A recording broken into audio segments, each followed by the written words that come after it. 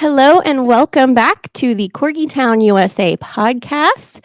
I am Candy Kemp, owner of Corgi Town USA. This is Chuckles in my lap. He is the spokescorg and president of the Corgi Committee. And next to me always is Catherine Cohen, along with Jigby, the CEO of the. He's the chair. Oh, he's the chair. I always forget that. He is the chair of the Corgi Committee. We don't trust him with decisions. Chucky makes the decisions. Yeah, we don't trust him with decisions or balls or balloons. Oh, yeah, well, yeah. Anything without supervision for sure. Pretty much. But we also have Mortimer and Booger in studio with us tonight. They are so cute. Maybe Hammer will join us. Maybe Hammer will decide. It depends on how Hammer is wanting to join us. It is up to Hammer because he is the senior member of the Corgi Committee. Yeah. Well, Boog's a senior too, but Boog's a senior too. He is the oldest. Well, I think Wiggin is probably a little older. Wiggin is Wiggin is the honorary member of the Corgi Committee, and Wiggin is in fact an Australian cattle dog or a blue heeler. So honorary Corgi. Honorary member Corgi. of the Corgi Committee. Yes. Well, as we're talking about all this, we're coming upon the holidays. We are. We're going to have a lot of gathering, and we will. We know it's important to not have certain things around the table for the doggos. Thanksgiving passed recently. They're okay to have turkey, but you don't want to give them the skin because of the pancreatitis risk. You don't want to give them the skin because that's the most delicious part. You eat it yourself. That's for me. Oh. But I found a special guest that I'm very excited to come on. This is a very heartfelt episode, but it's very informational and very important. But we're going to bring on Bonnie Harlan with Prevent Pet Suffocation. And it's not something, when you told me about our guest, it's not something I would think of. It is something we think of as parents, as, aunts and uncles, when we're babysitting to prevent child suffocation and to keep these things away from children. And what we forget is our pets, our corgis and other pets, that could include cats as well, are susceptible to the same things. They get into things just like a toddler gets into things. Curiosity. There's curiosity, and it makes perfect sense. So I'm excited to have her here. Yeah, there should be some good information here. And as we have family members over, people can do things like leave the door open and one of our babies gets out. All kinds of things can happen, and it's well-meaning people just not used to being so. Right. Yeah, not used to paying as much attention. But pet suffocation is one of those, and things like food containers, if they're left out or left down where the dog can get them, or somewhere where they can fall and the pet can get them, it can cause problems. So I wanted to bring Bonnie on. Let's go ahead and bring Bonnie on. Let's bring her on. Bonnie, welcome. Thank you for your time today and joining us. Well, thank you for having me, Kat and Candy. It's great. I appreciate it. Yeah, thank you. Thanks for dealing with our patients with our hopping corgis. Yes. We've been known to lose camera, audio, lighting, things because of frapping, and corgis are short and the equipment isn't always. So sometimes we have a tower crash. Thank you for being patient. So I want to talk about your organization here, and I am going to put the website on the screen. For those listening, there's a website you can go to. It's www.preventpetsuffocation.com. There's also a Facebook page. If you're watching on YouTube, we have the banner on the screen, and we will also drop it in the description box. Yes. But if you are listening, it is preventpetsuffocation.com. So without further ado, let's talk about this subject. Bonnie, can you tell us about how this got started, how you got started, and sort of the evolvement, what happened, how you got started with this, and how it's changed? Sure. So believe it or not, it's actually the 10-year anniversary of Prevent Pet Suffocation this December. Oh, that's a milestone. It is. It was a sad thing to happen, but to be able to do this for 10 years has been really an amazing journey. So unfortunately, it was a sad event that precipitated the founding of Prevent Pet Suffocation. And it did happen 10 years ago in December, when I left my house to go do some Christmas errands. And when I came back, I couldn't find my 50-pound rescue dog, Blue. He was 4 years old. And he, like most dogs, would meet you at the door, and he was not there, which was kind of puzzling. So I started looking around my house, and I noticed several things were, knocked over. There was a little paper bag of trash in the kitchen knocked over. Christmas decorations were also on the ground. And I thought, oh, well, he must be hiding because he knows he's in trouble. So I started looking under the beds. I looked in corners. I looked all over my house, upstairs, downstairs, back again. And finally, when I went back upstairs, I looked into the corner of my game room, and there he was under a table, not moving, motionless, with a Cheetos chip bag over his head. Oh, no. And in those few seconds of horror, I realized, oh, he is suffocated in this chip bag. So I ran over to him. I pulled the bag off. He was still warm, but, wasn't really breathing. I called my vet in a panic. He walked me through CPR. And, unfortunately, that did not work. And I was hysterical and crying. It was the worst scene I had ever come across. He had lost his bowels. He had knocked over lamps. It was a very, tough scene to have happen.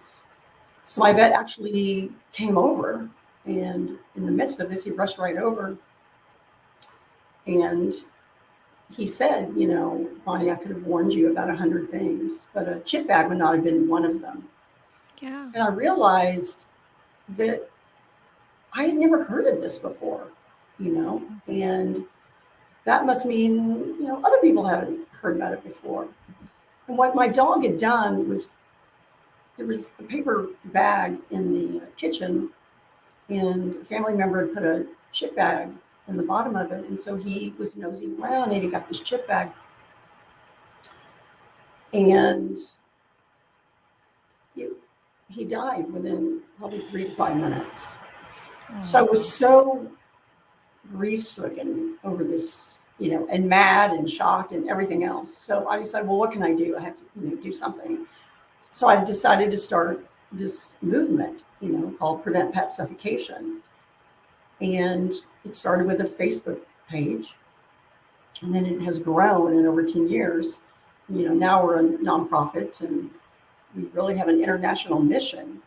And that mission really is pretty simple.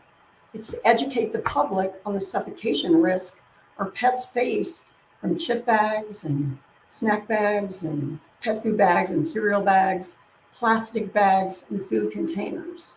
So you can prevent pet suffocation. Because the more people know, the more you can do to prevent it in your own home. So it's a simple mission, but a very important message. And now, really after 10 years, we've really been making great strides in getting the word out. But we still have a long way to go. There's still people that have never heard about it, right, unfortunately, until it happens to their pet. Yeah, unfortunately, that is one of those things that you don't think about it until it's happened. And I'm so sorry that happened to you. But in memory of Sweet Blue, we are going to do our best to try to help you spread the word of this mission. Absolutely. And, I just yesterday, and we apologize to our audience for the occasional crackle of my voice. Just yesterday, my Digby, who can drive a sane person crazy, was nosing around the bag that I had just emptied for the chicken feed. Yesterday was pick up the chicken feed day and open it up and put it in the container and all that stuff. And I put the bag down next to it. Now the chicken feed will not hurt him. And, it's all good stuff. But yeah, he's nosing around the bag, and I just didn't think twice about it except to get him out of there, because he would probably try to chew the bag, which is normally more of my concern. But that is a big bag. That is a 50-pound bag, and I have a 35-pound Corgi, he will very easily fit into that bag. Of course, picked it up, threw it away. All of that. Digby's 35 pounds now. Or 30 pounds. Life is good for Yeah. Digby. No, I think he's only 30 pounds. I'm a Yeah. bad mother. I'm sorry. We give schnackos. Well, I'm glad that you, but that's kind of the point of this as well, is that attentiveness. And so, Kat, you're being attentive. This is something you think about. Okay, I need to keep that away from him. And most of us that have pets, I think, are kind of used to being mindful about keeping things up out of the way that could hurt our pets. If it's something like pesticide that we're using around our home or fertilizer or something like that, we know to use items, household chemicals out of the reach of our pets. Have everything dry before they can touch the ground. All these different things. But things like chip bags, and like you were explaining, somewhere where you don't think that it's going to cause harm, it's somewhere where they couldn't get to it. So let's talk about, I had a couple questions about how are the most common ways this happens and what types of packages. So I think chip bags are the ones I've heard of the most. Right. So I look at every food bag or container as a potential suffocation risk for my pet. It can be a chip bag, a cereal bag, pet food bag, cheese bag, snack bag, popcorn bag, pet food bag, pet treat bag. Anything that has food in it is going to attract your cat or dog, right? Of course. So the key is keep them safely out of the reach of your pets. So, Kat, when you said you threw the feed bag away, that's great. But there was one more step you could take, and that's to cut it up, because it's going to end up somewhere, and it could possibly, a stray dog or a stray cat or somebody like that could actually get into it in a landfill or something like that. Oh, I didn't even think about the landfill, because I was about to say, here in Phoenix, we have these very, very strong winds. Well, no, the winds, but the garbage containers that we have are really strong. You can't, for the most part, knock them over. And you just brought up a point that I never even thought of. There are those cats, there are those dogs in the landfills that are, scavenging. Scavenging. And oh my gosh. So thank you for that. Never even thought of it. And now you'll change the way you throw things away. Absolutely. I know I will, for sure. Yes. I'm a little bit psycho, as Kat knows. I'm every little thing I'm watching, where are the potential dangers, and always. But I mean, it happens to the best of us. Mine have eaten things that I've been concerned about before, and took a trip to the vet. Even the most fastidious, most attentive parents, it can happen to all of us. So absolutely, this is good information to have. So what that is really vigilance, because though you might not know about pet suffocation now, and once you learn of it, there are lots of easy steps you can do to prevent it, right? And one of them is keeping the food bags safely stored away, but also cutting up, as I said, all the chip bags, the food bags, the plastic bags, the cheese bags. I do it even if I'm in a restaurant and I've been served, a potato chips in a bag, right? Right. In a diner or a cafe. I still cut it up. So you want to cut those up. You want to dispose of them properly. You want to keep your trash cans safely secured, preferably behind a cabinet. You don't want to leave anything out on your counter, your coffee table, your bedside table, that kind of thing. These animals will get into it. And things can fall too, as well, within their reach. Right. They absolutely can. And cats can jump really high. And even putting things on top of your refrigerator, I do not recommend. No, my cat will jump from the floor to the counter opposite the refrigerator, and then up onto the refrigerator, and she'll just sit there. And sometimes I don't even notice that she is there. Right. So they can absolutely sit there. Yes. Yes. It's like Mario Brothers. Yeah. Oh, yeah. Yeah. Another thing you can do is serve all your snacks in containers. In glass bowls or plastic containers, things like that. So when you're entertaining, or even if you're just having a snack on your couch or something like that, instead of taking the chip bag or the snack bag or the popcorn bag, to the coffee table and the couch, pour it in a Tupperware bowl or a glass bowl or something like that. That way you've protected your pet, because believe it or not, I've had people wake up from a nap, they've fallen asleep on the couch, and their dog got the bag off the coffee table, and their dog was gone when they woke up. Oh my gosh, that is so horrible. Well, that happened to a Corgi friend, a distant Corgi friend, that is part of our community, and they were camping, and they're used to taking the normal precautions for camping when traveling with their pet. And there was one of the folding camping chairs. They had been sitting out around a fire the night before. Everyone retired to the tents for the night. They woke up in the next day, couldn't find the Corgi. The Corgi had gotten the chip bag out of the chair, and they found him like that. Oh my gosh. Yeah. So these are just anywhere that access. I think the takeaway to your point, Bonnie, is that any access that they can have, try to secure or offer, try to change maybe the way you transport it, maybe something like a camping or road trip, put them in little containers with snap tops or something that's not a bag that could suffocate.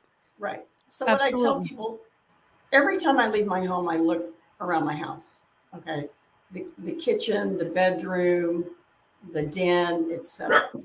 You always have to be vigilant. But I also tell people, when you are camping, hiking, at the beach, whatever, you have to do the same protocols, because you are, that Corgi suffocated, at the campsite, but there's also wildlife to consider as well. Right. Foxes, squirrels, birds. We've had kangaroos, wolves, coyotes, every type of animal that you can imagine. I've seen a picture of in a chip bag or a container, and they don't usually have anyone in the forest there to help them. Right. So people will say to me, well, why do I need to cut up my chip bags? I don't even own a dog or cat. And I said, well, because you want to protect all the other animals in the world, because we've all seen bags fly out of cars into your yard. Trash guy goes by, the bags fly out of the car, and they end up in somebody's yard or an alley or something like that. So we really want to ensure that all these animals are protected. It just takes a few steps, and those are some of the ones that I mentioned earlier. And I was going to say, I think one more step, and it's kind of a be kind to the world step, is stop using the darn plastic bags at the grocery store and start bringing your own. Yeah. I use paper because I use paper for everything, but that's kind of a dying thing too. Well, in some states, California, you can't eat. They have the restrictions on the plastic bags, which, they're bad for so many reasons. The plastic bags Let me explain to you how the suffocation happens, because a lot of people don't know. So you have these chip bags, you have these snack bags. A lot of them are that shiny material, right? You've opened them up, it's kind of that silvery look. Well, that's a shiny mylar-like material. What it does is it keeps the snacks fresher. That's why companies like it. But it also creates a vacuum-like seal around the dog's neck. So when they put their head into the bag to get the crumbs, it creates a vacuum-like seal around their neck. And that seal is almost impossible to break. Okay. Even we've had adult men tell me I could not hardly get the bag off my dog's head. So that's kind of how this occurs. Well, if you imagine a dog with a bag over its head, they can't see at that point. They're blind, they're anxious, they can't see. And guess what? They can't breathe either. So what happened with my dog, he got the bag out of the kitchen, but he ended up upstairs in my game room, which just, I can't even handle it. Went upstairs, probably looking for me or something, knocked around some lamps and so forth before he finally collapsed. So that's the thing. These pets cannot get these bags off their head, and they don't have thumbs. So they don't have logic. So it's not like they can go, oh, I can't breathe, I'm going to pull this off. So that's kind of how it occurs, and it really happens fast. Within 3 to 5 minutes, you can lose your dog or cat. Gosh, so awful. But I'm glad that you're doing this work. I'm not glad for how it happened, but I'm thankful that you're doing this work and educating us. Please tell us how we can help the organization. So what can everyone do to spread the word? They can visit your Facebook page, join the Facebook page. Oh, sorry. Yeah. Prevent. So we're on every type of social media. I have a major website. It's full of information. It's full of articles. It's full of all of our press, our video, our interviews, podcast, etc. I've got a blog on there as well. I have a page devoted strictly to a memory page of all the photos of many of the pets that we've lost, and that is chock full of information. In addition, you can join our Facebook page. I feature a lot of the pets that, die. I let the owner tell their story. And so it also offers really, really good emotional support for the grieving pet owners, as well as helping spread the word, because one of those posts can easily reach 100,000 people. So that's really been, a great way to help get the word out. We're also on Instagram, LinkedIn, Twitter, etc., and YouTube. So you can find us at any of those places. And if you have lost a dog or cat to suffocation, or someone who has, please reach out to us, because, I'd like to talk to you about it. I keep track of, every pet that we've lost. I document. In addition, on the website, I have a petition to Frito-Lay to add warning labels to their chip bags and snack bags. And I also have recently launched a survey on pet suffocation that I ask people to take, whether you've lost, a pet to suffocation or not. We're getting a lot of, great data on it, and I'll be able to release some more statistics after the first of the year on that. Wow. Go ahead. Oh, I was going to say one of the things that you did mention. One of the things that you did mention is that is the support that you offer for people who lost their pets. I can't imagine. I came home from vacation last year, and I lost my cat to absolutely nothing. He, our friend and vet took a look at him, and it was a heart attack. He was a sickly little boy, but I couldn't imagine, that I can't do anything about. Now you've lost your pet to suffocation, and without that support, you can beat yourself up something awful. Yeah. And and that's what happens. They contact me, they feel guilty, they're in shock, they don't think anyone understands, they're, heartbroken. So what they find on our group are people that know exactly how they're feeling, because most of them have gone through it as well. We have a lot of loyal followers, even ones that, have not lost a pet, but just want to help spread the word.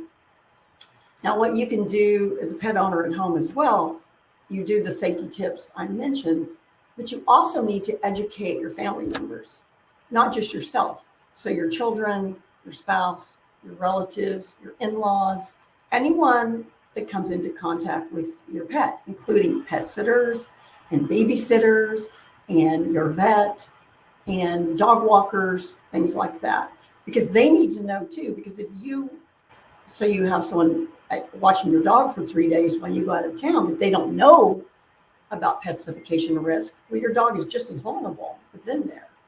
Yeah. So you need to tell them. And, we've had a lot of pets get these bags out of kids' backpacks, your guest suitcases.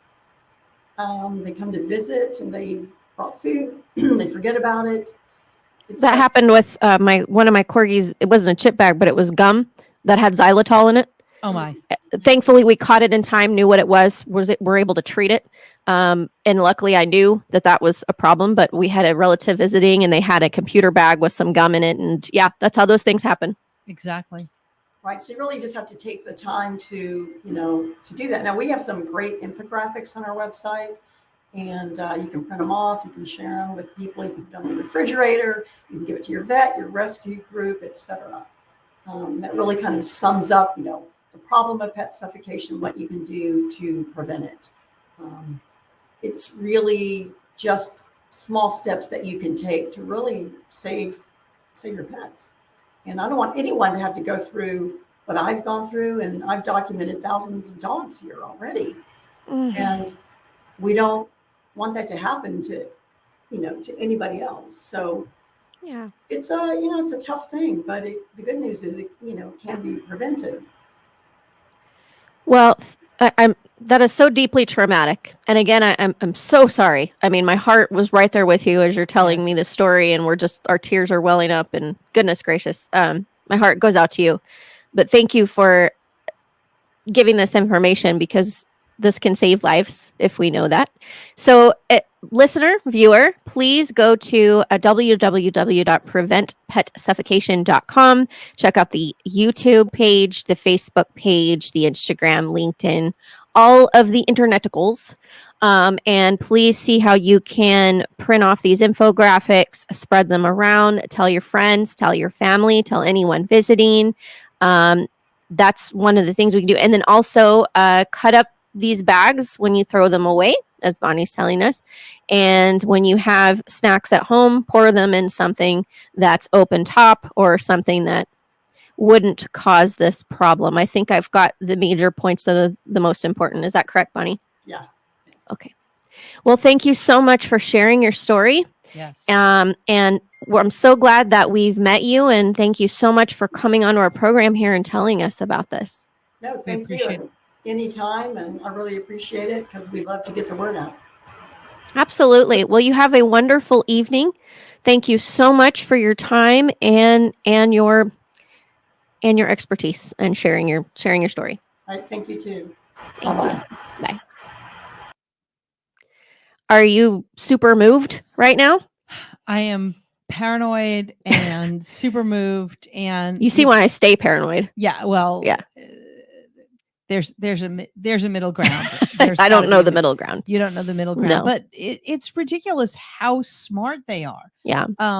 Digby, when it was just Digby and the cats, and the cat, he figured out how to push the chair out from the table and climb up onto the kitchen table to eat the cat food when I would put the cat food up and away. And with Wiggin there, they have created a system of sorts. And the famous story is, and we're very, very careful about what we leave, but who the heck would have thought that they wanted to eat tomatoes and jalapenos? Oh, no. They went up on the table and knocked down for each other. They got on the table? So naughty. They knocked down and ate the tomatoes and the jalapenos. We walked in to find both dogs looking up at us with a jalapeno in their mouth. Oh, goodness and they gracious. didn't seem to be bothered by it. My goodness gracious. Well, but to that point, that's one of those stories that even if you would think that's not something that they would get into, you're fastidious, you're paying attention, these things can happen. And we don't want to alarm anyone or stress them out and say, oh gosh, I got to worry about that too. Just follow these tips. Go to preventpetsuffocation.com, follow their Facebook page, see the information there on what you can do to not only spread the word, but educate your family, educate your friends, educate your veterinarian probably knows about it, has probably unfortunately been privy to it. But as much as we can tell everyone about this and how to prevent this, we're going to save some pet lives. Absolutely. So. Now that you know better, please do better. I know I will. We're going to do the best we can for sure. We're going to be cutting up some bags, but should we leave our audience with that tonight? Yes, absolutely. Okay. Please go to preventpetsuffocation.com. Please educate yourself. Feel free to reach out to us. We'll connect you with Bonnie if you have more questions or stuff that we can't answer for you. But we like to be here for you every Thursday for Pet Lifestyle, all things Corgi and honorary Corgi for our furry friends and their paw rents in this world. the paw rents come second, right? We put our Absolutely. pets first. That's first. So, but we thank you so much for following us. Please subscribe to our YouTube, follow our TikTok, follow our Instagram, follow our Facebook. Please stay with us. We need you so that we can spread important words like these. And tonight we're going to sign off. Candy, Kat. Good evening and have a wonderful holiday season. Yes, from all of us here at the Corgi Committee. Good night. Good night.